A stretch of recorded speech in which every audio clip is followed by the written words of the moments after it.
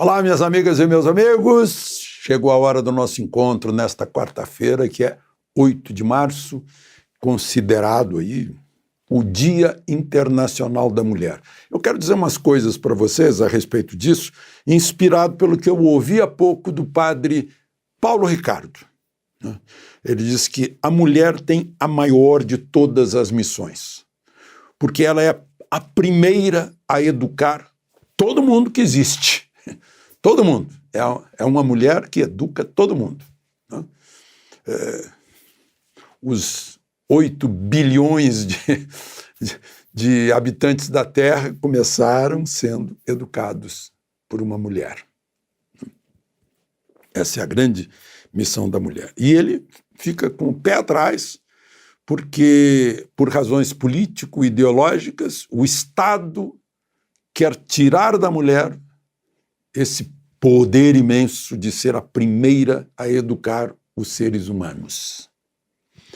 Quer ocupar a mulher com outra coisa, tirar a mulher dessa missão e pôr no lugar dela um funcionário do Estado, um professor, cuja missão é ensinar. No curso do mundo, as famílias adotaram professores para ensinar. Quem educa, em primeiro lugar, é a mulher. Isso o padre Paulo Ricardo lembrou e eu assino embaixo. Hoje eu estava pensando a respeito da hipocrisia que eu estou vendo na mídia em geral, que passa o ano inteiro vulgarizando a mulher, usando a mulher como objeto, usando a mulher como ferramenta de vendas e de audiência, manipulando a mulher. E hoje faz uma homenagem à mulher como se fosse para compensar toda essa desvalorização que promove contra a mulher. Então eu homenageio hoje, em primeiro lugar, a mãe. Cada um de vocês está lembrando da mãe. A mãe, a irmã, a companheira, fiel, confidente, conselheira, intuitiva, vigilante, que estando ao lado de um homem nunca toma uma decisão sem ouvi-la em primeiro lugar. E em último lugar também, as tias e as avós que ajudam a educar. Então, todo esse núcleo, até as vizinhas, as colegas de escola, de faculdade, com toda essa intuição que o homem não tem. E como ajudam nessa parceria. Porque uma amiga que hoje de manhã mandou cumprimentos para minha mulher pelo Dia da Mulher, tem cumprimento aqui para a primeira médica Maria Augusta Generoso Estrela, primeira mulher médica do Brasil. Mas aí eu disse para ela assim, olha, todos os dias do ano são da mulher, são do homem, são da criança e são do idoso. Todos os dias do ano. Dá para entender? Aí eu fico pensando no Lewis Carroll. Lewis Carroll é o autor conhecido no mundo de Alice no País das Maravilhas. Eu sou de uma geração que, claro, leu Alice. Pela primeira vez, em 1871, num livro chamado, foi traduzido como Através do Espelho, ele usou desaniversário, unbirthday, desaniversário, que se deve festejar o desaniversário todos os dias do ano, menos um. Parece uma sabedoria em que a gente não festeja o dia em que nasceu, mas todos os demais dias festejamos todos, homens, mulheres, crianças e idosos. Vamos pensar nisso? Não esqueça de se inscrever se ainda não fez isso e ao final de deixar o seu gostei ou não gostei.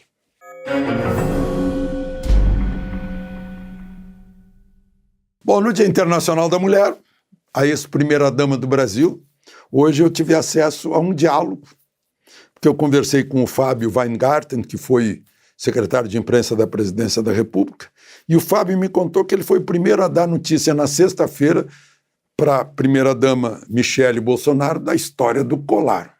Aí ela disse o quê? Eu não recebi, eu não sabia disso, e eu jamais pedi. Né? E com o presidente foi a mesma coisa, ele ficou sabendo agora no fim, quase no fim do mandato, e mobilizou tudo para regularizar no patrimônio público esses presentes. Porque o tal colar não pôde ser regularizado porque estava apreendido pela Polícia Federal. Os relógios e caneta e tal, que devem ter entrado com o ministro, com imunidade diplomática, sei lá o quê, né? Está registrado lá. Nada, o presidente não viu também, nem não sabia. E incrível que as pessoas me dizem que estão vendo na mídia, né? Eu não tive esse desprazer. História atrás de história. Todo dia inventam uma historinha para manter no ventilador, né? É uma espécie de desespero. Quando as coisas são muito simples. Recebeu um presente, nem sabia do presente, não tinha a menor ideia, nunca recebeu, aliás, né? E em recebendo, faria o normal, que é registrar no patrimônio público, por causa do valor. Óbvio. E simples. E claro. Bom, vamos em frente.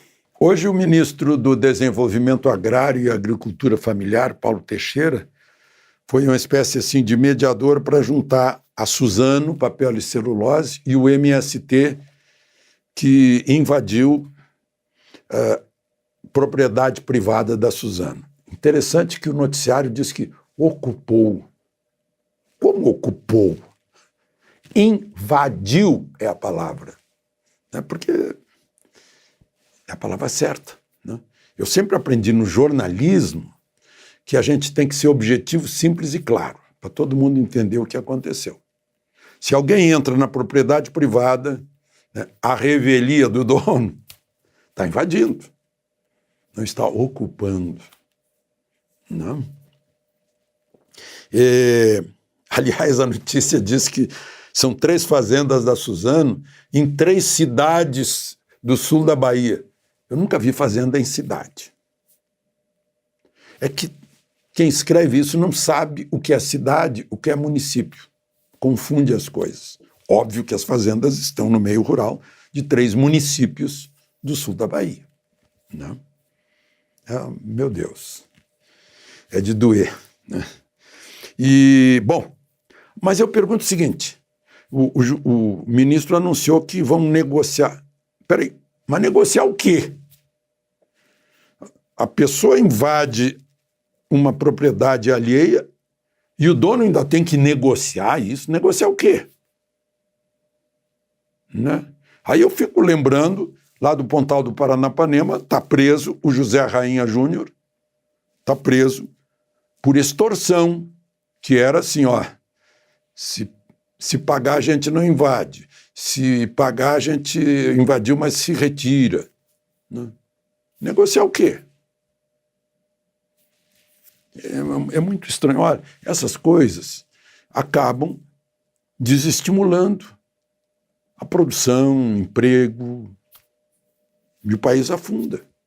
Acontecendo isso lá em Bento Gonçalves, Rio Grande do Sul, com 2 cooperativas de minifundiários, de pequenos produtores de uva, e mais uma empresa, no caso a Salton.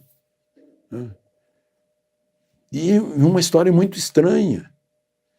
Fica com cheiro de sabotagem para prejudicar a empresa. Já não chega agora. Hoje a gente teve mais um episódio do Uber. O ministro do Trabalho disse, se o Uber não gostar, paciência. Né? quer burocratizar toda a relação entre o motorista e o Uber.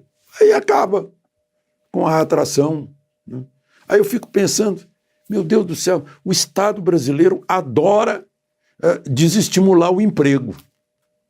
Adora desestimular o emprego. Tanto que lá no governo Dilma saíram 13 milhões de desempregados. Consequência. Gente, brasileiro passa por dificuldades na fronteira do México com os Estados Unidos. Para entrar nos Estados Unidos não tem previdência social, não tem garantia, não tem justiça do trabalho, não tem nada, mas ele quer oportunidade, ele quer ganhar mais. Será que o motorista do Uber está gostando disso? Já perguntaram para o motorista do Uber se ele quer toda essa burocracia de recolher previdência e de não sei mais o quê, que só onera a relação, quer dizer, o Estado mete a mão, né, nessa relação. Essa filosofia, essa ideologia é estatizante. É o Estado mais forte que o cidadão. É o Estado fiscalizando o cidadão, fiscalizando tudo. Agora mesmo estão falando aí que o presidente da República vai mandar que as empresas façam uma transparência sobre quanto ganha o homem, quanto ganha a mulher, para festejar o tal Dia Internacional da Mulher, né? É uma intromissão incrível. Os países que estão em primeiro mundo não têm essa intromissão, né? Bom, a propósito, né? A GM lá em São José dos Campos vai parar 3 semanas. Certamente deu férias por falta de mercado. É o S10 que eles produzem, a Blazer, Trailblazer. É um sinal, é um péssimo sinal que estão dando, né? Porque as vendas caíram agora, a maior queda de venda dos últimos 17 anos. As vendas foram iguais às de 2005, 2006. Bom, tem mais uma aqui. O embaixador do Brasil em Genebra, na 52ª sessão de Direitos Humanos da ONU,